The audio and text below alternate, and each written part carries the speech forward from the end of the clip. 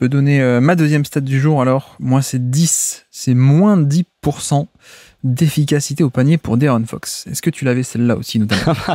Moi, c'était 19, c'était la fréquence de tir au cercle tentée par De'Aaron Fox cette saison. Ouais, on aura bien connecté sur les stats, mais oui, tout à fait. Alors du coup, moi, ma deuxième stat du jour, c'est donc 10, comme dit, moins 10% d'efficacité au panier, et un peu comme les Kings, hein, finalement. J'ai un peu l'impression que la saison de De'Aaron Fox, elle est un peu comme celle des Kings, donc une attaque en panne, notamment au panier, et surtout, ce qui fait que son efficacité globale, elle passe de plus 3% par rapport à la moyenne, ce qui est pas mal, hein, pour le coup, même assez bon, plus 3% à moins 2% cette année, alors que d'habitude, quand on a ce genre de variation, ça peut être notamment dû aux 3 points, où le 3 points, ça peut beaucoup varier, et donc c'est ce qui peut un peu dicter le résultat final, et alors que là, c'est pas du tout le cas, en fait. Donc on a quelqu'un qui est beaucoup moins efficace que l'an dernier, alors qu'à 3 points, il a mieux shooté. C'est un peu ça sur un plus gros volume.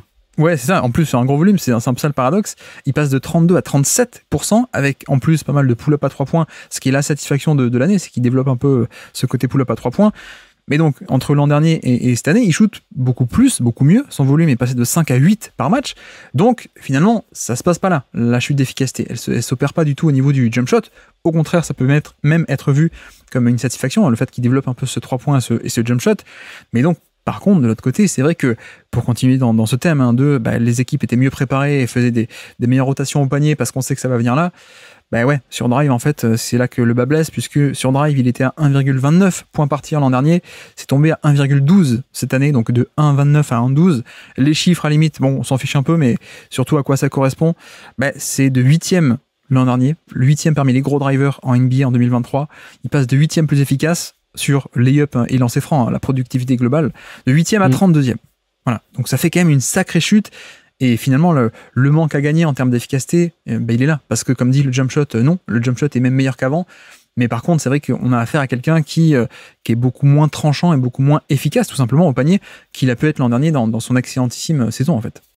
Oui, c'est ça. Et puis surtout, il y a un point, c'est que tu as parlé du fait qu'il prenait plus de volume à 3 points et qu'il avait une meilleure efficacité. Mais au final, si on ramène sur l'efficacité globale de la ligue à 3 points, il est que à 101 finalement. Donc il est 1 point au-dessus de la moyenne NBA. Ça suffit pas en fait pour compenser la perte d'efficacité qu'il avait près du cercle. Ça, c'est un point qui m'avait fait notamment le classer dans le DH20 en 2023 du coup. Parce que près du cercle, c'était tout simplement chez les guards l'an dernier, c'était le joueur avec le meilleur pourcentage de réussite près du cercle.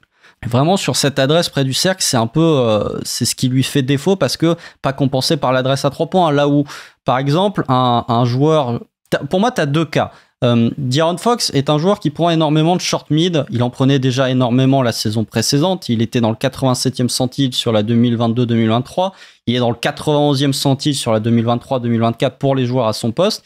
Et si tu prends énormément de short mid, pour moi, tu as 2 écoles. Tu as l'école chez Gilgeous-Alexander où oui, tu vas prendre énormément de short mid, mais par contre, en termes de pression près du cercle, tu vas être dans le 90e centile. Ou tu as l'école Jalen Brunson où Jalen Brunson est un peu dans le même profil que De'Aaron Fox en termes de pourcentage de tirs pris et des zones où les tirs sont pris. Beaucoup de short mid, assez peu de tirs près du cercle, sauf que Jalen Brunson est à 41% à 3 points, là où De'Aaron Fox est seulement entre guillemets à 37%. Et je pense que déjà Brunson n'est pas un joueur extrêmement efficace sur la saison régulière, mais il peut au moins compenser cette absence près du cercle et le fait qu'il prend beaucoup de tirs de short mid qui sont pas forcément les tirs les plus rémunérateurs par une grosse adresse à 3 points. Alors que Fox a une adresse moyenne, mais comme la zone où il prend le plus de tirs, c'est une zone qui est peu rémunératrice, forcément sur son impact global, il va en pâtir.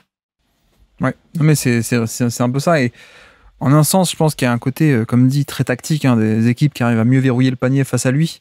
Et donc, il n'y a plus autant de tirs un peu faciles au panier, sur des semi-transitions, sur des pistol action, sur des actions un peu sur le côté, sur l'aile, par exemple. Sur le jeu à 2 avec Sabonis, comme dit, maintenant, ça ne défend plus à 2, ça défend à 3. Ça fait venir quelqu'un depuis le côté faible qui campe dans la raquette, qui fait une pré-rotation. Pas une rotation avec le bon timing, une pré-rotation en amont. Donc, il y a cet aspect-là. Après, je pense qu'il y a aussi, on voit le développement du reste de son jeu finalement, où forcément il est aussi de plus en plus à l'aise, plus loin du panier. Et donc voilà, je pense qu'il y a peut-être ça aussi, parce que en termes de provocation de faute, on n'a jamais eu un score aussi faible chez De'Aaron Fox, pardon. On est à peine à 11% de shooting foul percentage. Encore une fois, le chiffre ne retenez pas, on s'en fiche, mais juste pour dire, par exemple, il a fait des pics à 15, 17, 18%, quoi, quand il était plus jeune. Et je me demande à quel point c'est pas un peu ce jeu du développement du skill set aussi, qui fait que, peut-être qu'avant il allait à fond au panier et il allait au panier parce qu'il avait un peu que ça, quoi. Alors qu'aujourd'hui, il a un long tir à 2 points sur pull-up, donc dans la mi-distance, il a aussi un pull-up à 3 points. Je sais pas, hein, mais je pense qu'il y a un peu des deux. Il y a un peu l'aspect tactique, il y a peut-être un peu l'aspect où il a d'autres solutions, donc il les utilise. Mais comme tu dis, c'est pas des solutions qui sont peut-être aussi où il est encore à ce point fort pour que ça vaille peut-être le coup. Je ne sais pas, mais voilà, c'est la saison de De'Aaron Fox qui, un peu à l'image des Kings, je trouve, est un peu décevante, peut-être par rapport au standard de l'an dernier, notamment cet aspect de drive, quoi. Parce que se diversifier, c'est bien, mais c'est vrai que là, peut-être on perd un peu trop sur l'aspect du drive, et c'est peut-être qu'une mauvaise saison, on est d'accord, hein. Mais voilà, c'est un peu décevant parce qu'on avait vu quelqu'un qui, littéralement était élite l'an dernier en termes d'efficacité, de productivité globale au panier. Donc ça, c'est un peu dommage pour une attaque qui, à mon avis, on peut parler de Sabonis, on en parlera, je pense aussi, hein, en tant que plaque tournante du passing, mais le tranchant et l'étincelle de Fox était, à mon avis, justement la première étincelle qui sert aussi à créer pas mal de décalage normalement. Donc quand ça manque, ça a peut-être dû manquer aussi globalement à l'équipe. Oui, et puis c'est peut-être aussi une mutation qui était nécessaire, entre guillemets, pour essayer de varier un petit peu le jeu offensif. C'est-à-dire que tu manquais quand même, t'avais Malik Monk, mais c'est difficile d'avoir une équipe qui peut continuer à être aussi élite offensivement sans vraiment joueur qui possède l'arme du pull-up à 3 points. Et du coup, peut-être que De'Aaron Fox a pris un petit peu ce rôle, même si finalement il prenait déjà entre guillemets 5-3 points sur la 2022-2023. C'était pas un énorme volume, mais c'était déjà pour son efficacité, on va dire que c'était un gros volume comparé à son efficacité. Ouais. Et là, effectivement, peut-être que c'est une mutation qui va prendre plus de temps. C'était peut-être on va dire une saison décevante dans le sens où tu commençais à poser les bases justement de Fox en tant que arme du pull-up à 3 points, et peut-être que la saison prochaine, en fait, il va continuer d'augmenter son efficacité à 3 points comme il l'a fait cette saison. Peut-être que justement, cette efficacité supplémentaire à 3 points va lui permettre de revenir à un niveau d'efficacité plus élevé que la moyenne NBA, même si, encore une fois, je trouve que c'est un petit peu dommage même si les défenses se sont adaptées, c'est un petit peu dommage de donner, on va dire, des moyens de te défendre à la défense adverse. C'est-à-dire que, bien sûr, c'est plus difficile de driver lorsque tu as un joueur qui t'attend dans la raquette, lorsque tu as des pré-rotations, que lorsque tu n'en as pas.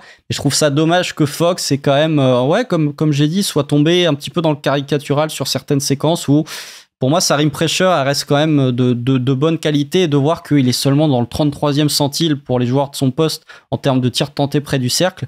Pour la capacité de finition et pour la capacité de déposer les joueurs sur le premier pas et la capacité à se projeter très vite au cercle de De'Aaron Fox, je trouve que malgré tout, c'est quelque chose qui pourrait augmenter, quitte à réduire peut-être un petit peu le short mid, même si voilà le stop and pull-up, on va dire, de De'Aaron Fox sur le short mid, il est de bonne qualité, mais il sera toujours moins efficace que près du cercle.